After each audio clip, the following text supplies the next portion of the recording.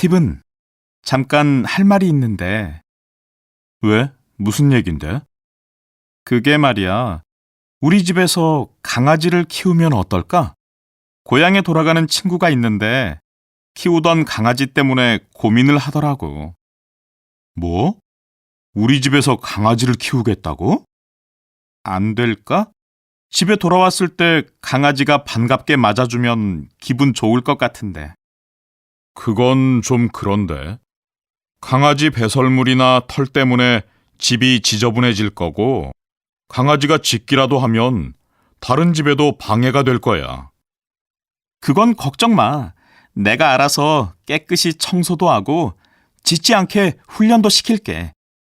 강아지가 없을 때만 못하겠지만 내 생활에 방해가 안 되도록 노력할게. 내가 잘 몰라서 그러는데 알게 모르게 돈도 많이 들어갈 거야. 그렇게 무조건 부정적으로만 생각할 게 아니라 좋은 점도 생각해 보자.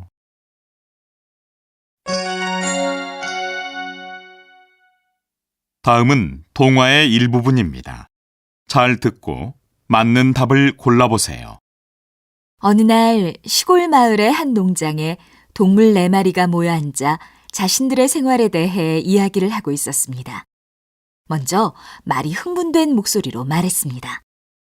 내가 우리 주인을 위해서 얼마나 부지런히 일했는데 무거운 짐도 불평 없이 나르고 먼 길을 여행할 때도 항상 열심히 걸어갔다고. 그런데 우리 주인은 이제 내가 나이가 좀 들었다고 나를 팔아버리겠대. 어떻게 나한테 이럴 수가 있어? 그 얘기를 듣고 소가 슬픈 목소리로 말했습니다. 그래도 사람들이 널 잡아먹지는 않잖아. 난 평생 열심히 일을 하다가 사람들의 밥상에 올라가게 돼. 얼마 전에도 내 친구가 사람들한테 잡아먹혔어. 너무 슬퍼. 이번에는 닭이 화가 난 목소리로 말했습니다. 난 이렇게 좁은 닭장 안에 갇혀서 매일 알을 낳아야 해. 사람들은 달걀이 맛있다고 좋아하지만 나도 엄마가 돼서 병아리를 한번 키워보고 싶어. 사람들은 강아지를 예뻐하니까 좋겠다. 닭의 말을 듣고 개가 힘없이 말했습니다. 그렇지도 않아. 물론 난 너희처럼 무거운 짐을 드는 힘든 일을 하거나 알을 낳지는 않아. 그렇지만 나는 마음대로 내 목소리를 낼 수도 없어. 주인이 짖으라고 하면 짖고 조용히 하라고 하면 조용히 해야 돼. 얼마 전에는 나한테 사람들이 입는 이상한 옷을 입혔어. 불편해도 주인이 기뻐하니까 참았지만 내가 장난감만도 못한 것 같아서 하루 종일 속상했다고. 우리 이렇게 불평만 할 게 아니라 우리 생각을 주인한테 가서 이야기하자. 그래, 그러자.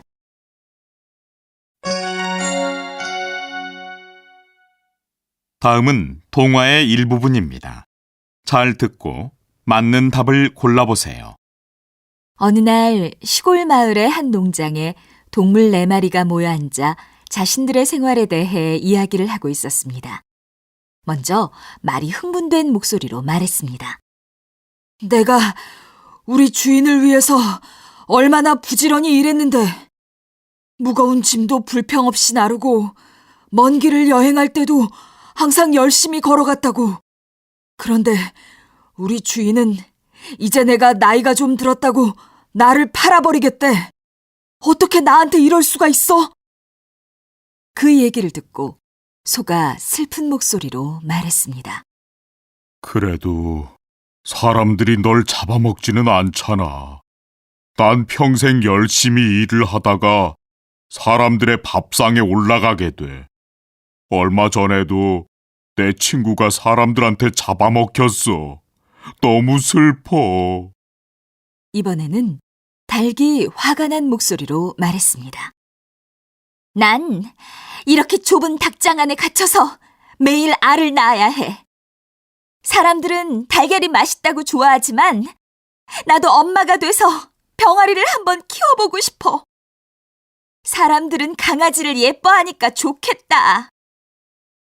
닭의 말을 듣고 개가 힘없이 말했습니다. 그렇지도 않아.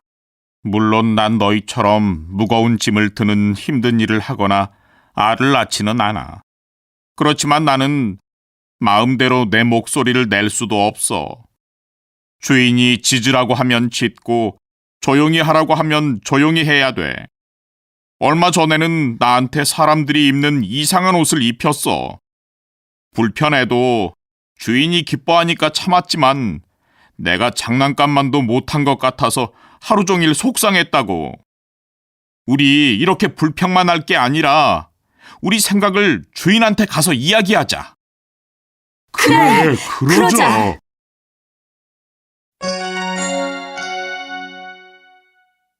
다음은 맹인 안내견에 대한 토론의 일부분입니다. 잘 듣고 질문에 답하세요. 오늘 토론의 주제는 시각장애인에게 안내견은 꼭 필요한가입니다. 서로 다른 의견을 가진 두 분이 토론을 하게 되었는데요. 먼저 양쪽의 주장을 들어보도록 하겠습니다. 저는 맹인 안내견이 꼭 필요하다고 생각하는 입장입니다. 외로운 시각장애인들에게 24시간 옆에 있으면서 눈과 발이 되고 평생의 친구로 지낼 수 있는 안내견 제도는 시각장애인과 맹인 안내견 서로에게 아주 아름다운 제도라고 생각합니다. 맹인 안내견 제도는 그렇게 쉽게 생각할 문제가 아닙니다. 맹인 안내견이 그 역할을 하기 위해서 얼마나 힘든 훈련을 받는지 아십니까? 훈련을 받고 나면 마음대로 짖거나 뛸 수도 없고 먹을 것이 앞에 있어도 먹을 수 없습니다. 평생 개의 본능을 없애고 살도록 하는 것이니 애완견만도 못한 생활을 하는 셈이지요. 저는 그렇게 생각하지 않습니다. 힘들게 생활하고 있는 시각장애인의 입장에서 먼저 생각해 보십시오. 이런 안내견이 있어야 시각장애인들이 자유롭게 산책도 하며 보통 사람들과 거의 같은 생활을 할 수 있습니다. 지금도 모든 시각장애인이 맹인 안내견과 함께 생활하는 것은 아닙니다. 많은 사회봉사단체와 정부기관을 통해서 외출 도우미와 같은 여러 가지 도움도 받을 수 있습니다. 따라서 개에게 많은 고통을 주는 맹인 안내견 제도는 다시 한번 생각해 봐야 한다고 봅니다.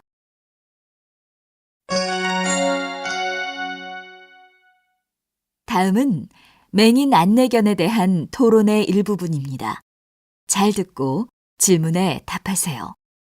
오늘 토론의 주제는 시각장애인에게 안내견은 꼭 필요한가입니다.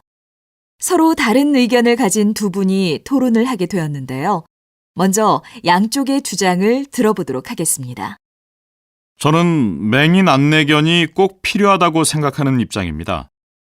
외로운 시각장애인들에게 24시간 옆에 있으면서 눈과 발이 되고 평생의 친구로 지낼 수 있는 안내견 제도는 시각장애인과 맹인 안내견 서로에게 아주 아름다운 제도라고 생각합니다.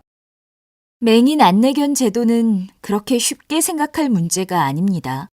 맹인 안내견이 그 역할을 하기 위해서 얼마나 힘든 훈련을 받는지 아십니까?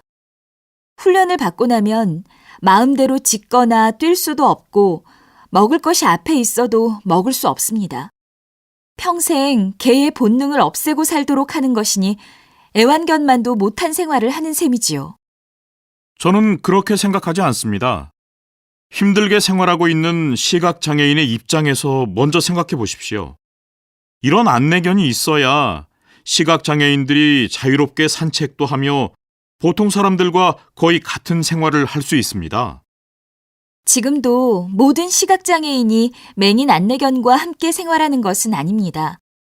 많은 사회봉사단체와 정부기관을 통해서 외출 도우미와 같은 여러 가지 도움도 받을 수 있습니다. 따라서 개에게 많은 고통을 주는 맹인 안내견 제도는 다시 한번 생각해 봐야 한다고 봅니다.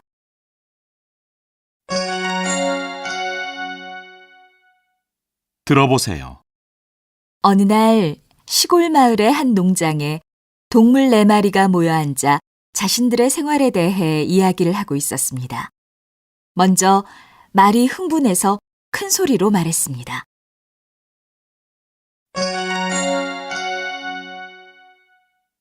잘 듣고 끊어 읽을 곳에 표시하세요. 물론 개는 다른 동물들처럼 무거운 짐을 드는 힘든 일을 하거나 알을 낳지는 않습니다. 그렇지만 마음대로 자기 목소리를 낼 수도 없습니다. 그래서 주인이 짖으라고 하면 짖고 조용히 하라고 하면 조용히 해야 합니다. 요즘에는 개에게 사람들이 입는 옷을 입히는 경우가 많습니다. 하지만 개의 입장에서 생각해보면 자신이 장난감만도 못한 것 같아서 속상할 수도 있습니다.